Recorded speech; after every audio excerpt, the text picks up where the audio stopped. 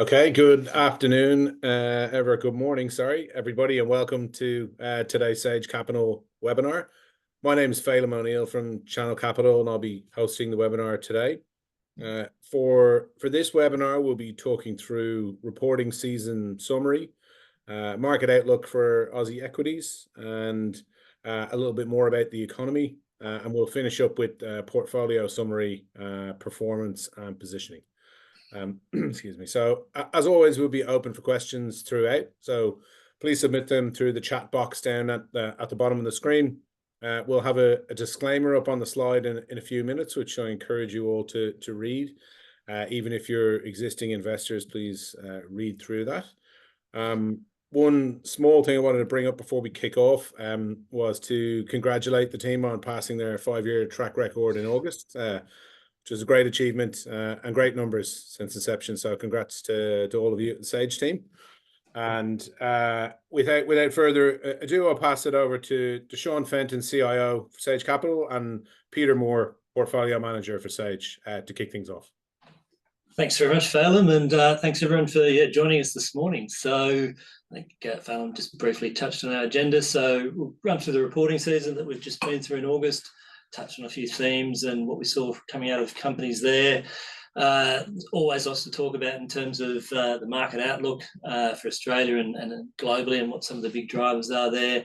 And then just at the end, we'll touch in terms of just portfolio performance, how we're positioned and how we're going for time. We'll run through some questions as well. So briefly, our reporting season wrap. Just the top right there's just a little bit of a chart detailing what we saw, and what's quite clear is at the start of reporting season we had a pretty sharp sell-off in markets, led down by Japan and the Nikkei there. So there's been a fair bit written about that. I won't labour it too much, but unwind of the Japan carry trade.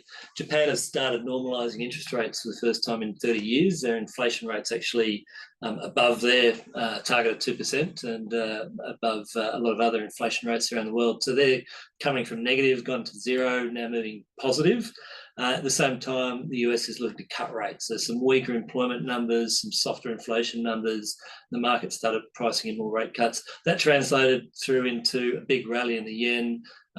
Japanese exporters and banks got crunched by that, and that flowed through global markets. So it was a bit of a rocky start to reporting season, but then as we actually got into company reports, most of those were broadly in line, although we saw a bit of caution looking forward in terms of outlook statements and probably a few downgrades. Pete, do you want to touch on that bottom chart on the right there? What's going on there? So that's the aggregate EPS earnings across the ASX 200. I think last reporting season around March, we were looking at earnings and forwards earnings that had sort of stabilised at, and there was a reasonably constructive outlook since then, and through reporting season, earnings and forwards earnings have all been downgraded across the market.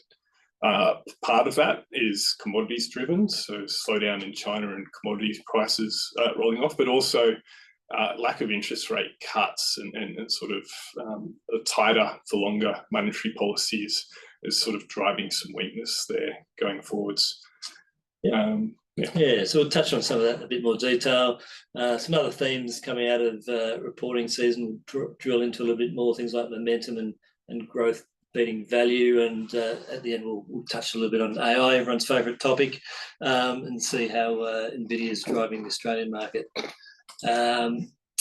But just briefly, a quick recap of some of the winners and losers that we saw through reporting season. So just by way of reference, we've grouped this in terms of the SAGE groups that we look at. So defensive, domestic and global cyclicals, gold, growth, REITs, resources and yield. So within defensives, we saw a few good performances. TVG, Steadfast had a few issues with Four Corners lately. It's given up its gains. And AGL Energy, which has been a key long in the portfolio. So AGL's doing better, as we've seen a normalisation in terms of where they are selling electricity in terms of retailing distribution, and where they've got hedging in terms of forward power prices. So there's a lot of moving parts there with solar and negative prices in the day, and ability to flex their thermal power fleet. But at the end of the day, they're driving that business well. We've seen some more normalisation there. People are a little bit worried about wholesale electricity prices coming off at the beginning of this year, and they haven't, and continue to stack up pretty well. So Agile is actually upgrading its outlook going forward and offers pretty good valuation dividend yield support. On the negative side, downgraders A2 Milk experiencing some supply constraints, some issues there with Synlait that sort of finally sorted out, but that's constraining its growth, and that's against a backdrop where the Chinese infant milk formula market's shrinking and they're looking to take share anyway, so that reacted negatively. Tabcorp, ongoing weakness there, and similarly, Ramsay Healthcare, where we've seen quite a while now, we just haven't had the rebound in surgeries post-COVID, and where they are rebounding, there's more day surgery, yes, less use of hospitals, but they're also suffering from higher costs, nursing costs. They're not getting enough relief through in terms of tariffs, which are often paid by governments, and they're carrying a lot of debt and they're being impacted by higher interest rates. So downgraded there. Domestic cyclicals, one of the better performances, JB Hi-Fi and Downer. JB's actual result wasn't that great, but their same-store sales outlook was a bit better and saw some minor upgrades, much stronger share price performance. Downer's continued to deliver on costs out, just rationalising the business, improving overall group margins. On the negative side, Night Entertainment continued softness in terms of TV advertising, and there's a bit of a boost received there through COVID that's starting to sort of wind off now. Some of the deals in terms of selling news to the big Googles and the like also disappearing. Fletcher Building, just ongoing weakness in building, but also the issues with pipes and leaking pipes in WA. Global cyclicals, one of the strong ones, Flight Centre, delivering reasonably positive trends through both leisure and corporate travel, lifting its overall margin towards their sort of 2% gross profit margin target. Still a bit of a stretch for this year, but it's got upgrades going through. We've seen generally good support for travel.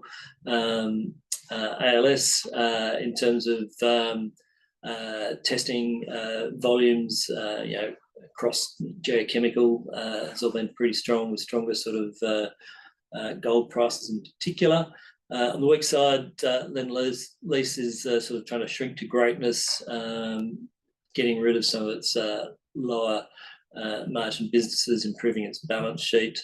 But some of that's been delayed and pushed back, and they're still carrying some low margin development profits that get downgraded. And JLG Group, which is cycling the bonanza of some of the natural disasters and floods that we saw a few years back in Australia, and that's just starting to work its way through and normalise. That's providing a bit of a drag to earnings. Cross Gold, some of the better ones, Ramelius, Witness Red 5, it's just, I won't go into too much detail, just around production levels generally, ability to deliver against cost. In the growth segment, we saw good earnings momentum from Block. A lot of that's actually stripping costs out of the business and getting it running a bit more effectively. But Block, or the Square terminals, as we know, Cash App in the US going pretty well, but Bitcoin trading profits on the side. Stock price hasn't really reacted to what's been a series of upgrades over the last year or so. So it's looking interesting. WiseTech, with the upcoming rollout of NAS, basically able to sort of upgrade CargoWise and lift prices, but continues to win customers, freight forwarding, and expand more into land-based freight and warehousing. Life360 continuing to add subscribers, driving momentum there. On the weak side, Automate, Seek, Megaport. Seek, can go very weak guidance. They're seeing the risk of ongoing weakness in job listings. The market was a little bit more forgiving to their downgrade, trying to look through to a cyclical recovery with rate cuts. Reeds Goodman Group keeps delivering. We'll talk a little bit about AI a little bit later on in terms of drivers of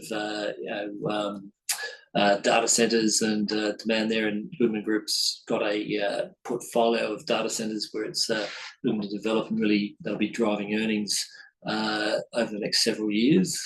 Stocks re-rated. Mirvac, the Aussie housing market's obviously a little bit weaker, crimped by affordability. So lot sales have been sort of pushed back and delayed there a little bit. But once again, market's sort of willing to look through some of that short-term weakness. Resources, we couldn't really find any beats or upgraders. It's, as the slide says, it's pretty tough footy. Lithium, iron ore, even copper, which is probably the best position, pulling back, oil under pressure. So we've really just seen downgrades, and lithium's probably been the worst of that. But mineral resources with a little bit too much debt, rolling out CapEx as well, pulling back some of their production guidance, disappointment. Yield, there wasn't too much happening there. We continue to see strong results from the domestic insurers. IG and Suncorp has earned through, and rate rises continues to work its way through. Westpac, a little bit of NIM improvement. All the banks were largely in line, and they've generally been just writing back a little bit of COVID era provisions. And you have seen a little bit of stabilisation in NIMs, which have probably come in 1 or 2 basis points better than expectations. And probably the weaker one there, QBE, where they're looking to exit some of their middle markets business in the US, which was resulted in a bit of downgrade to their gross written premium growth. So that's a quick wrap up. So broad trends there. I'd say, briefly, domestically housing's a bit weaker, whereas we've seen retailing, discretionary retailing, hold up a little bit better than expected. Travel's generally been solid, although there's a few signs of weakness coming through offshore. And generally some of the cheaper value stocks actually haven't done too badly, like AGL and the like, but costs remain an issue for a whole range of companies that don't necessarily have pricing power. So we saw that like Ramsay, things like ASX and Seek, etc.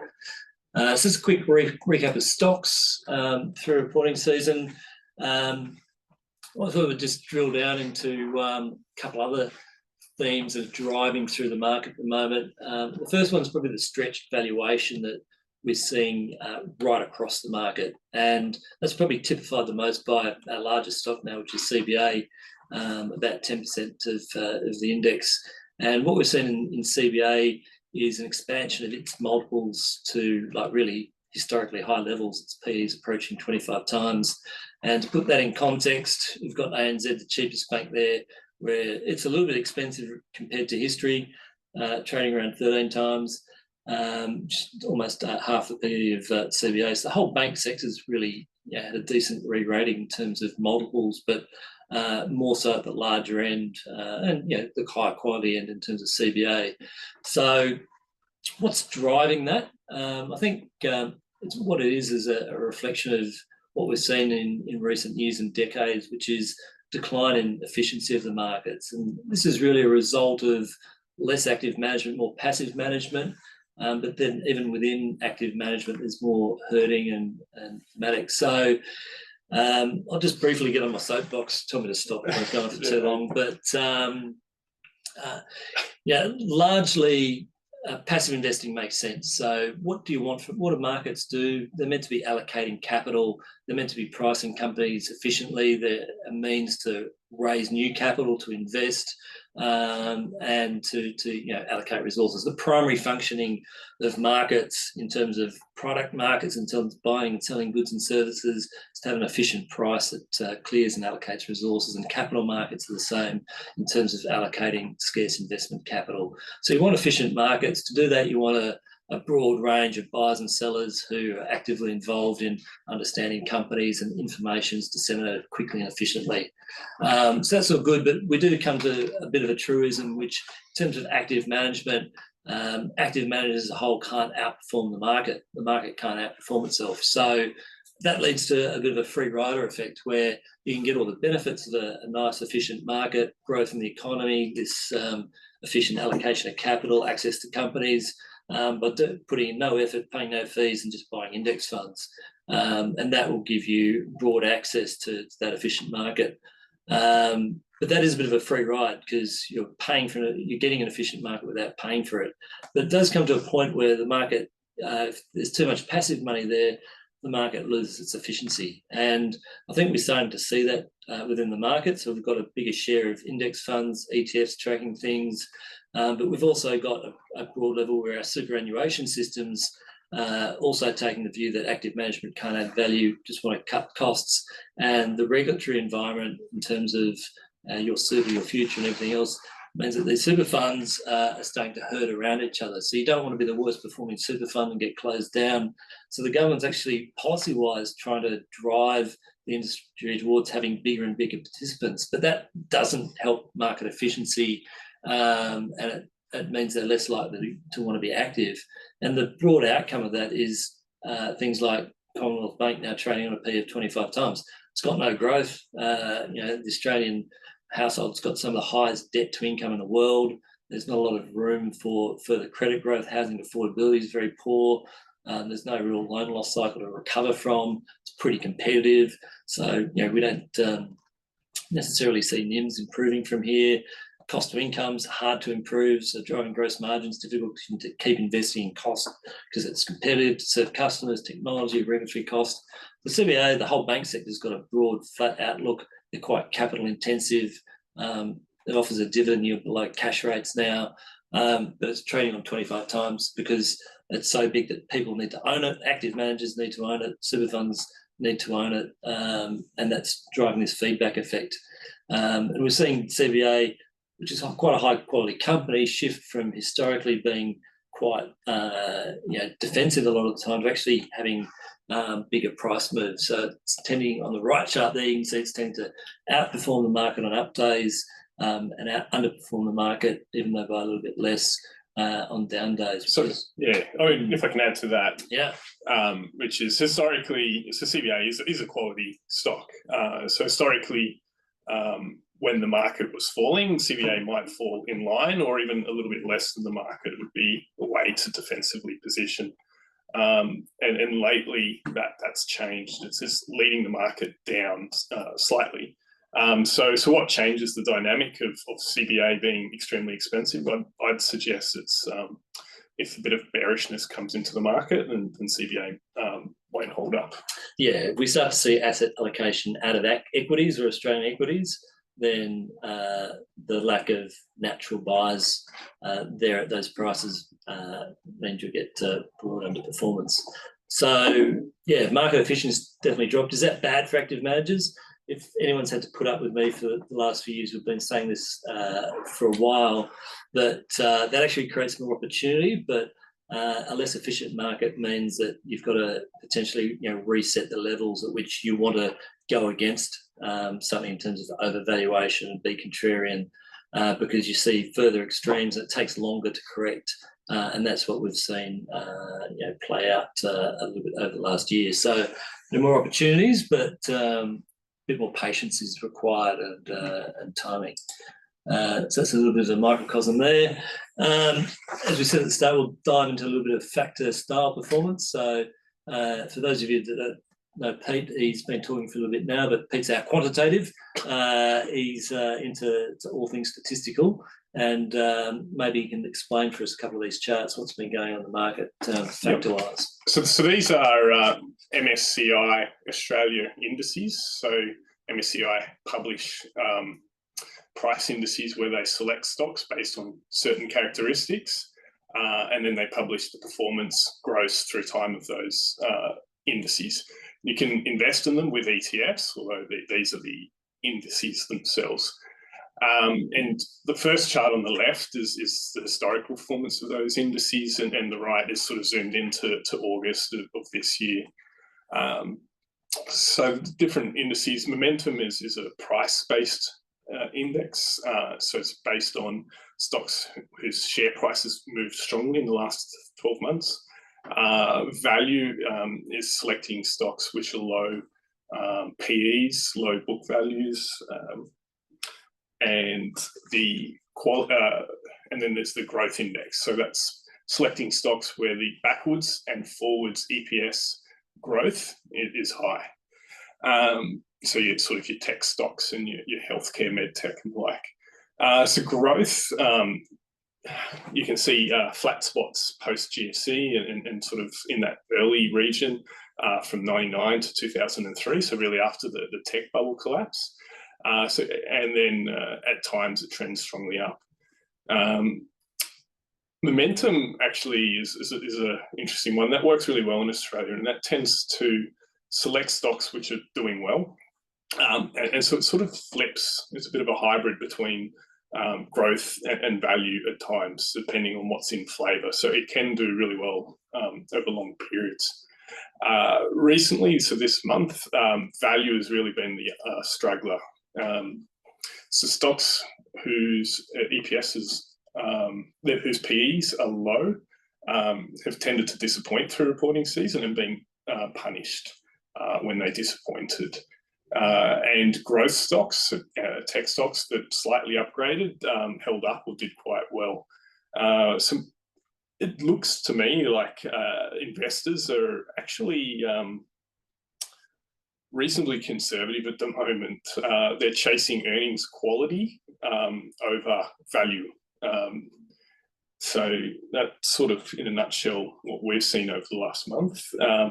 And so you'd generally be wanting to do that if you're moving into a weaker economic environment, yeah, where value becomes higher risk. So often, yeah, value, lower PEs tend to be like resources, a little bit more cyclical. So companies with higher debt or operating leverage, so they can be more vulnerable to earnings downturns. Yes.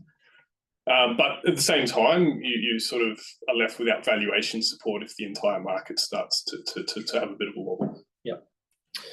Okay, so it's a bit of factor analysis, and here we've just zoomed in a little bit. This is just a market heat map. So looking at the ASX 200 and performance year to date, and you can see there the clear underperformance of resources. So resources really have weighed heavily on the market, and that's reflective broadly of weaker commodity prices. So we've seen iron ore pull back from $150 to $90 a tonne. The oil price has gone from 90 down to breaking through 70 in terms of Brent. Copper was on a tear for a while. It was really the flavour of the day, but that growth and tightness in those markets with lack of new supply and underlying growth is actually a couple of years out. So short term, that's pulled back from $5 back towards $4 a pound. And most of those green bars, green stocks in the mining sectors are gold stocks. So gold's sort of been, we consider that a separate group, and it tends to actually run its own race compared to other resources. Yes, and that's a good example of why we strip it out. It's actually quite uncorrelated with the broader industrial commodities. So it's been a real weakness, reflecting weaker Chinese growth and demand. It's reflecting in some ways a slower uptake of EVs globally in terms of lithium, and supply actually coming on faster than demand was expected to grow. And then in terms of energy, there's probably tied to broader economic slowdown concerns. Well, there's some inconsistency there now as markets are pricing rate cuts, and the market's actually quite elevated in terms of valuation multiples, looking for those rate cuts to be effective. Goldilocks, soft landing, and earnings recovery, but energy as a economic sensitive indicators telling a bit of a different story. The other sort of trend that we said we'd touch on that's been pretty lively through markets and through reporting season is AI. Everyone should by now be aware that NVIDIA makes graphics chips that are particularly applicable for AI and training large language models, and help drive it to the biggest company in the world. But what does that mean for Australia? We're jumping on the boat there. What's going on here, Pete? So these are quarterly, the chart on the top left are quarterly mentions of AI in company stock filings, transcripts and presentations. And AI really combines two separate things, which is machine learning and large language models. And large language models that drive ChatGPT and what NVIDIA's chips are designed to train is what's gotten everyone quite excited. But what we're seeing in transcripts is a mixture of both types of AI being mentioned. So you have companies like BHP who use machine learning, for example, to analyze mining data, or Woolworths and SiteMinder, and they mention AI for marketing analysis, but really that's things that have been going on for over a decade, maybe 2 decades. So what I think is happening there is that AI is topical, so companies are mentioning it more, but they're not necessarily doing a lot more of it, or they're doing more of it over time, but that's just part of an ongoing trend. The large language model side of things, so some companies are mentioning that they're investigating uses of AI, and I went through, and there's a number of companies that talk around that, but without any specific cases. There's Medibank that talk about using large language model AI to assist support calls. So use call center staff would use ChatGPT-like analysis to bring up customer information. But beyond that, there's a number of companies that sell or want to sell AI related products, so new generations of laptops, mobile phones, and software, which is your Microsoft Copilot.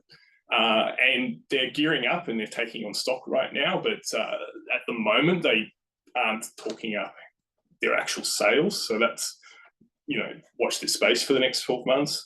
And beyond that, Telstra, for example, have rolled out 21,000 Copilot licenses to their 31,000 or so employees.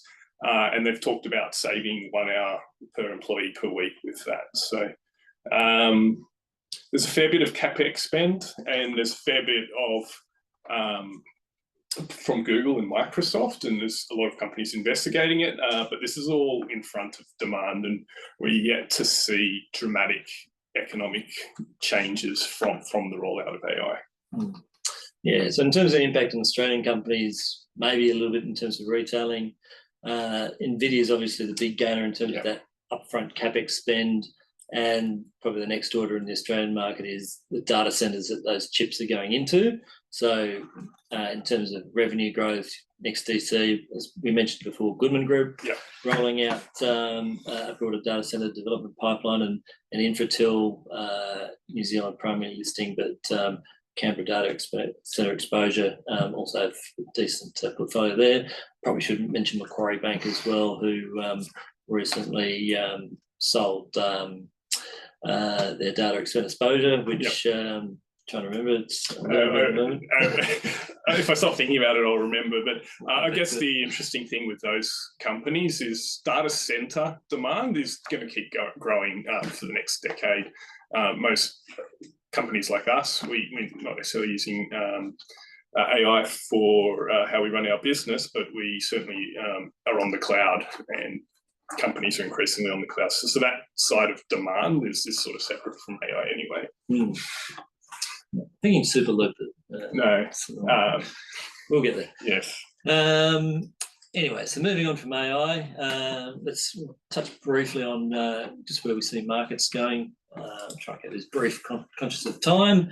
But for quite a while now, one of the key macro drivers for markets has been inflation and inflation outlook.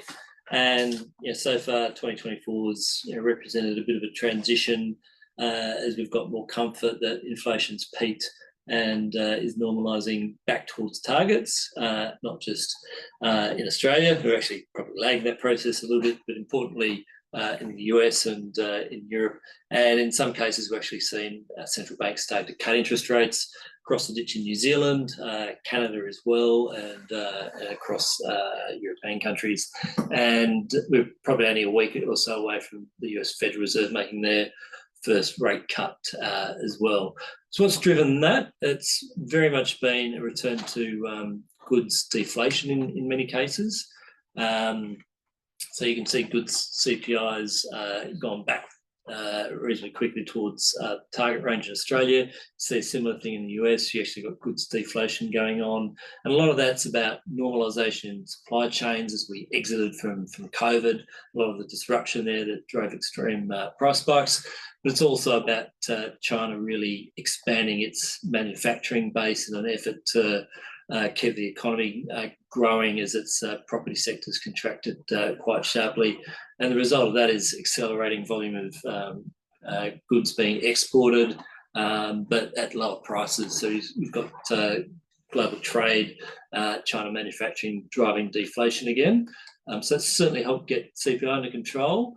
It's probably a question for next year and beyond, the extent that protectionism and trade barriers move up against that. So we are seeing a bit of a counter trend around the world, push back against China overly dominating the manufacturing sector, taking further jobs, but strategically, it seems countries post-COVID don't want to be reliant on a single source of manufacturing.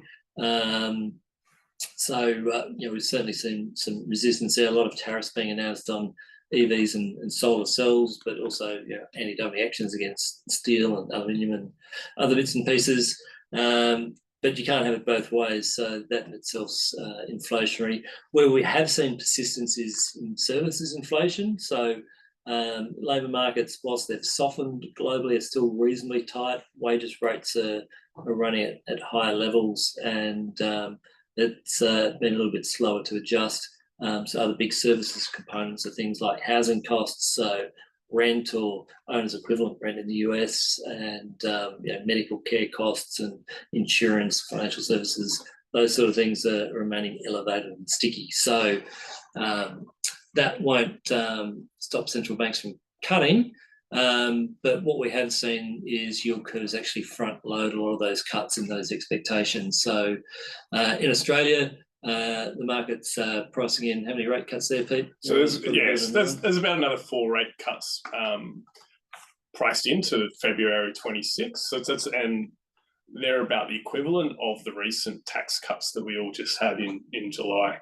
It sounds like a lot, but 1 rate cut is the equivalent of about $5.5 billion across the economy annually. A 25-bit rate cut. Yeah. A 25-bit rate cut. So it's not really a lot to get the entire economy moving. So that's why you actually see and tend to see steep rate cuts when things get really bad. Yeah. Similarly in the US, probably price to cash rate coming down to sort of around 3.5%. And what is worth noting is that's really a normalisation of interest rates back to sort of neutral policy levels. So the market's pricing a bit of a soft landing, inflation's peaked, cut rates down, move policy to a neutral stance, and hopefully get a soft landing. But as Pete mentioned, sometimes deeper cuts are required, often reacting to backwards-looking data. By the time inflation's normalised and heading down, slow rate cuts might not be enough. So there's always the ongoing risk that the slowing dynamic gathers pace, and we get steeper job losses and deeper rate cuts are required.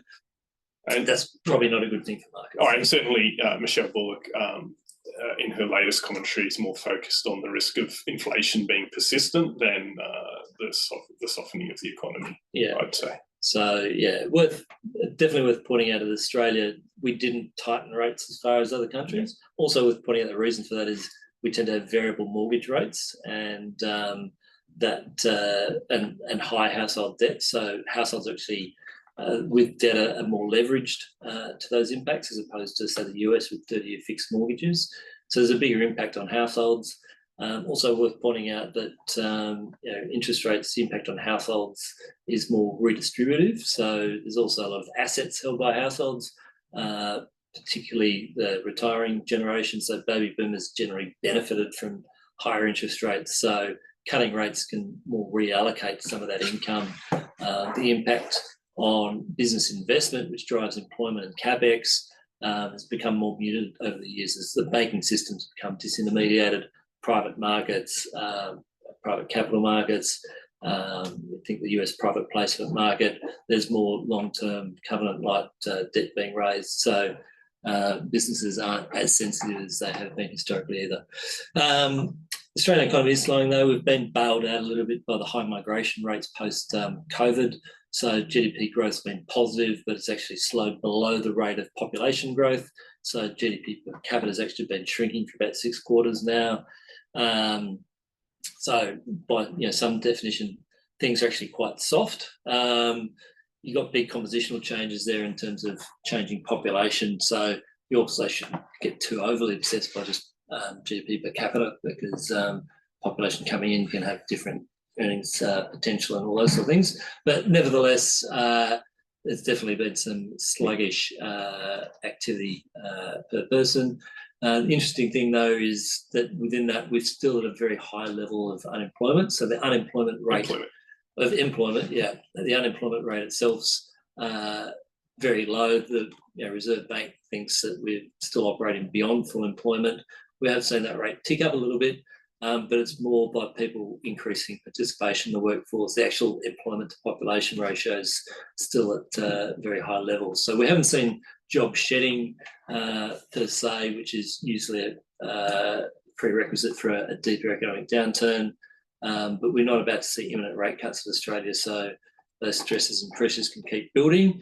And as we've mentioned, we are seeing some weakness in things like commodity prices, terms of trade, which does flow through to national income, tax revenue for governments, feeds into capital investment, employment. So there are a few more storm clouds gathering out there for the Australian economy.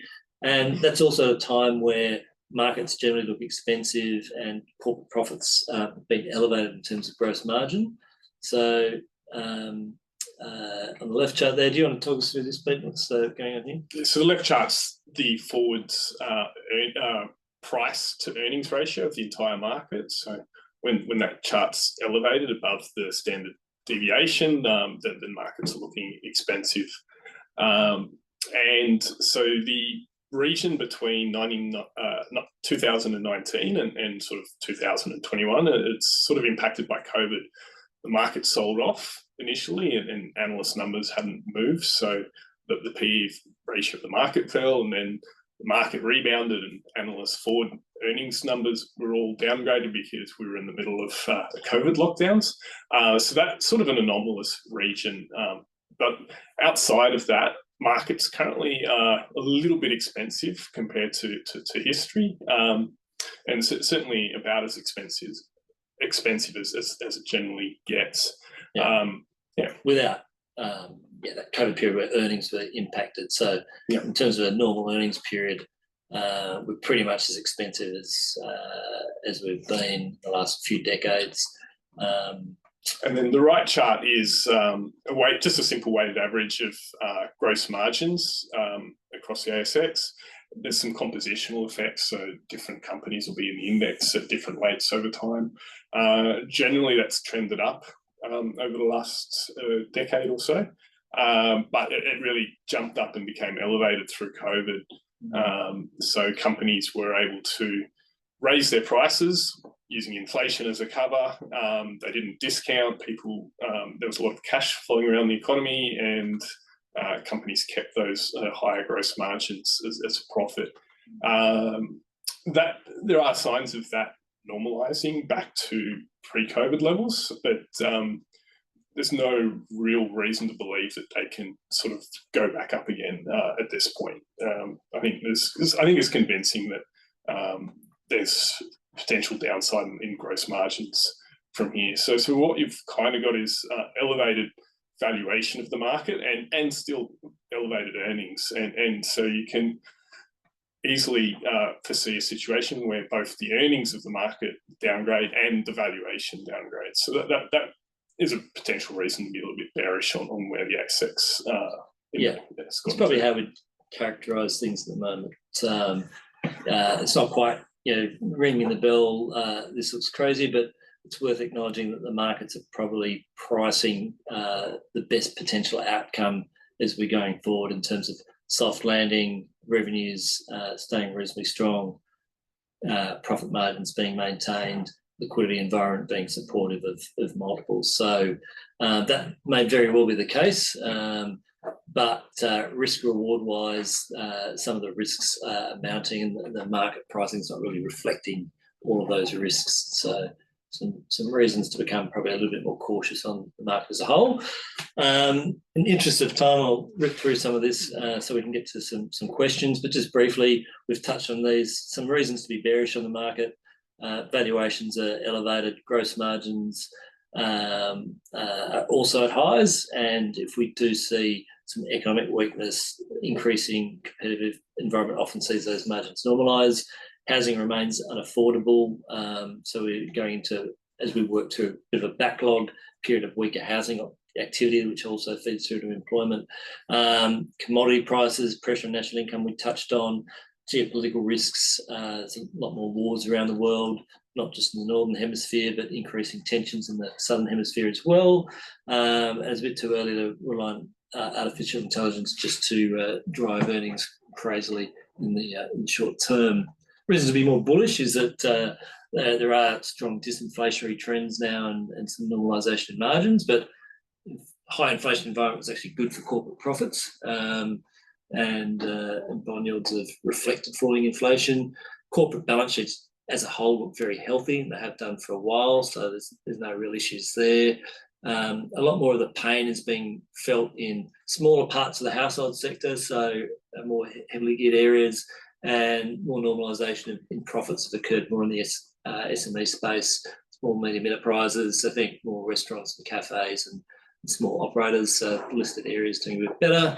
The RBA seems to be happy to be very patient, waiting for inflation to come down, so allowing things to move along without tightening too hard. And around the world, central banks are starting to cut rates, which starts to remove some of that downside risk. So, reasons to be bullish and bearish, although I think valuation being stretched leans a little bit more towards the bearish side. Next 12 months, we expect inflation to moderate, but probably not quickly enough to get the RBA cutting too early. So we think that's happening more mid-next year rather than imminently. There's some risk that margins start to revert as competition dynamics reassert themselves. We don't see any signs of stress yet, although we're going from a period of abnormally low stress with all the stimulus of COVID. So we are seeing some of the sort of personal bankruptcies and business failures go back to pre-COVID levels, but they're not as yet elevated. Some valuations becoming quite stretched in certain areas of the market, and we've touched on some of those already today. But overall, we try and balance these risks out across our portfolios by being quite style and sector neutral, and not taking a big bet on market direction, but being aware of how it drives individual companies. So just quickly, I'll rush through this really quickly because we've been waffling on for a little bit too long. Performance has been pretty good calendar year to date, outperformed in a very strong market. And as Fallon mentioned at the beginning, we've sort of come up to our 5-year birthdays on both our funds, which have very good long-term track records. So that's been good. Just a quick look over the last 12 months. Growth resources have been the best, more of the longs on the growth side. Altium got taken over. WiseTech, where we've been a bit contrarian compared to others in the market, has been a good long. We've timed resources pretty well, going from long to short in lithium and getting out of iron ore as it topped out the end of last year. Domestic cyclicals has been a bit of a drag, and yield highlight that both those areas were what we're just talking about, valuations becoming quite stretched. And whilst insurance has been good as a long in yield, banks have moved further than we would have thought possible. And bear in mind, we've been saying for a while, valuations could move further than anyone thinks possible. So outdid even our own expectations. These are just the Sage Group, so I won't belabor those points. And this is just some aggregate positioning across the fund. So just the key point there is we maintain a broad array of longs and shorts across all our groups. We're not really trying to take macro views here by tilting between groups. We kind of try to keep that quite constrained. We're a bit overweight global cyclicals. It's much more driven by bottom-up views on some individual stocks there. rather than anything else. But all in all, aiming to deliver pure alpha there across 100 plus active positions, long and short, not trying to time markets or styles. Quick overview of position. We've touched on a few of these already. I'll limit this to, say, 30 seconds so that we can get into the questions. Defensives, things that we like. Telstra getting mobile pricing power back there again. Medibank, people aren't going to hospital as much, and that's helping them actually retain customers, boost participation in private health insurance, and AGL cheap, got a good franked yield, and it's got some earnings growth ahead of it, managing the transition as best they can. Domestic cyclicals, we quite like Qantas, which is still cheap. It got beaten up a little bit in the political furor over the last year. It does have a decent CapEx spend ahead of it, but we see that CapEx, new planes, more efficient planes, more routes, actually driving profitability and growth, and it's going to be able to start paying dividends and continue to increase its capital returns through that growth phase.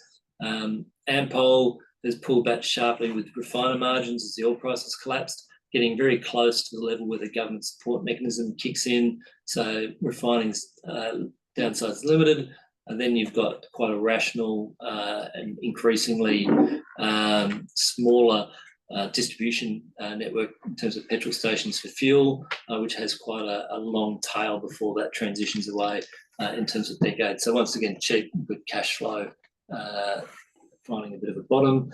Global cyclicals, mentioned quite like travel within that space, things like Flight Centre. Gold, we try and be pretty balanced there, but we've got a bit of a skew towards lower cost mines with some ability to grow.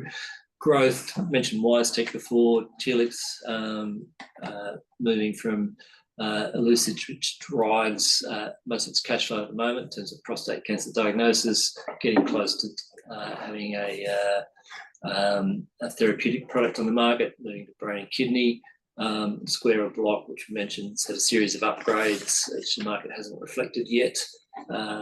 Seeking the downside in terms of the markets look through some earnings risk and weakness, and employment markets continuing to soften. REITs for industrial data centers, I think Goodman Group.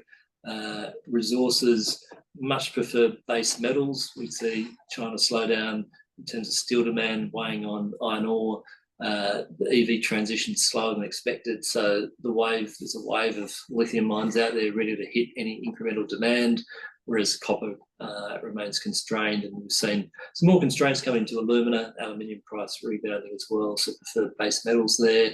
And yield, the retail banks just look too expensive, so anything else is better.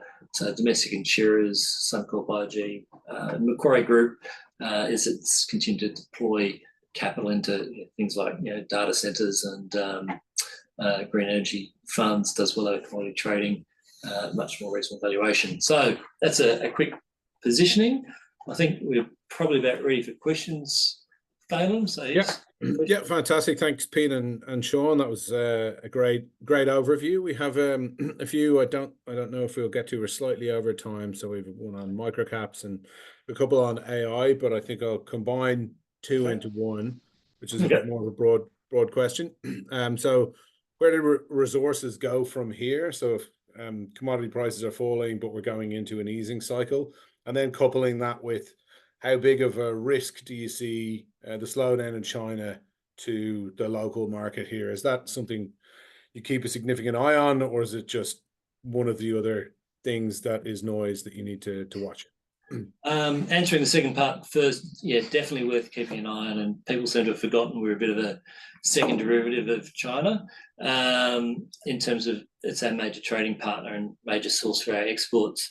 That said, we're probably not as exposed as, say, we were a decade ago. So the last time China had a commodity boom that tailed off was sort of post GFC 2010 to 2013. That triggered a massive capex boom in Australia, which actually drove a lot of employment. You remember the two-tiered economy. We had higher rates than the rest of the world. West Coast did very well. The consumer on the East Coast suffered under higher interest rates. We're not seeing that at the moment. We haven't had the same massive capex response to commodity prices. So weakening terms of trade as China slows is more through the sort of national income channel. So what it is important for is government revenue. So I don't think people realise how much corporate tax for HP and Rio and Fortescue and Sandals and Woodside all pay. Also state government revenue in terms of royalties, so iron ore, coal, all those sort of things, offshore oils, all goes to the federal government. So there's a lot of state and federal government tax revenue that's coming through there that will come under pressure. State government financing, which drives a lot of infrastructure spending's already a bit crimped, and we've seen a bit of probably a peak in state government infrastructure projects. And with recent tax cuts, if you see weakness in corporate profitability moving forward, the federal budget starts to come under pressure in election years and the like. So the second order constraints in terms of national income, how that flows through a little bit of capex, but how it then flows through the broader economy and means that it does act as a brake, a slowdown activity. So we see it as a major risk, and that one's probably not being focused on enough by the market at the moment. How significant is that risk? Yeah, China's slowing down a lot. The property sector's completely imploded. All their developers are insolvent. We're seeing house prices falling for a couple of years consecutively now, and they've moved into a bit of a debt deflation spiral where consumers are pulling back. It's impacting confidence, and those prices aren't really clearing, and it's hard to see it getting better because you don't have population growth. You've got an aging, shrinking population now in China, so there's no fundamental demand for new housing. It's really about urbanisation, shifting populations, upgrading. And whilst there's been a bit of a bailout to that sector, liquidity has been injected into the developers to finish off a lot of projects. It's more about making sure people that paid for their apartment up front actually get it delivered. Land sales that go into Chinese local governments to build infrastructure and everything, they've been very weak, which signals to us that pipeline's actually continuing to weaken on the residential side. We mentioned before manufacturing's been very strong in China, but you're starting to come up against pushback in terms of their share of global trade, tariff barriers going up, increased protectionism. Yes, they can sell more EVs to Australia that doesn't have an auto industry. They can sell more into South America and in Africa and India, but there's not as much income there compared to the US and Europe. So that's a constraint. So we see steel going into long-term decline here. It's peaked out in terms of production. In the meantime, iron ore supply is actually increasing. If you think Vale, just I think yesterday upgraded their full-year production guidance. They look to actually expand from here, recover from their dam disasters. But you've also got like Simandou out there in terms of Guinea, which is meant to be a bit of a Pilbara killer, very high grade, I think 67% grade iron ore, and lots of it. That'll start ramping up from the end of next year. So you might get some trading bounces, but in the medium term, we've probably seen the best out of iron ore. Similarly with energy, OPEC's supporting it, but you've also got that transition to EVs. So it's more of a trading range. Lithium, we mentioned, oversupplied. Without subsidies, EVs are still too expensive. It needs another technology shift, maybe solid state batteries to get them down to a level where you're driving mass adoption. So we sort of get back to what we're talking about, base metals, where we do see some upside there. Copper's been underinvested in it, etc. But how that feeds through to Australia, we've got some copper exposure in a few mines, but the scale of iron ore and coal, both thermal and coking, which are also going to decline, that's the bulk of Australia's export revenue in dollars, and that's probably as good as it gets for a while. So, the feedback effects on the broader market and the economy haven't really been felt yet, but there's certainly reasons to be cautious a little bit more overall. Great. Okay. Well, I think we'll call it there. We've run a bit over time. So thanks, Sean and Pete, for the session. Thanks, everybody, for dialing in. As always, apologies we didn't get to all the questions, but please reach out to your Channel Capital contact. There's a list on the pages there. Yeah, that's us. So thanks again for dialing in, and have a great rest of the week, everybody. Thank you. Thanks everyone. Cheers.